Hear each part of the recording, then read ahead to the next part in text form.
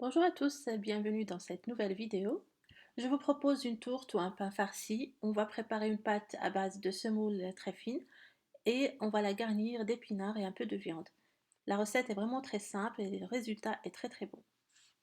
Je commence par la pâte qui est une pâte levée, très simple. Je fais diluer la levure dans de l'eau tiède, puis je rajoute la semoule extra fine qu'on peut aussi remplacer par de la farine pour ceux qui préfèrent.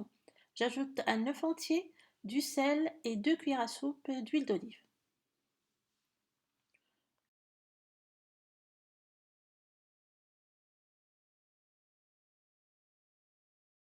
On va pétrir la pâte jusqu'à ce qu'elle soit homogène, puis je la remets dans un saladier où j'ai mis un peu d'huile.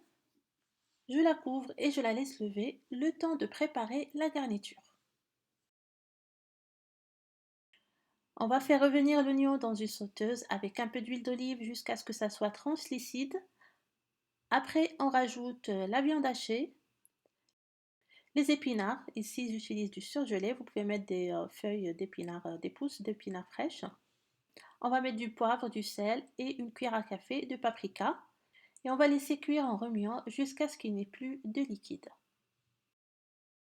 Là, je mets quelques olives vertes dénoyautées que j'ai découpées. On peut mettre ce qu'on veut au niveau de la garniture, avec ou sans viande, mettre que des légumes, rajouter des champignons par exemple, donc c'est selon votre goût. Une fois votre garniture est prête, vous la laissez refroidir. Entre-temps, la pâte à lever, je la divise en deux. J'étale la première partie sur la plaque en mettant un petit peu d'huile pour que ça colle pas. Donc je l'étale tout simplement à la main.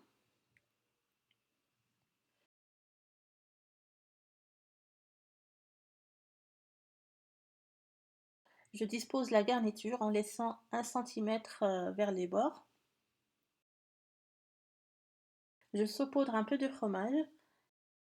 J'étale la deuxième pâte de la même façon et je viens la disposer sur la garniture pour bien couvrir la tourte. Vous pincez les bords pour bien fermer la tourte et éviter que ça s'ouvre en cuisson.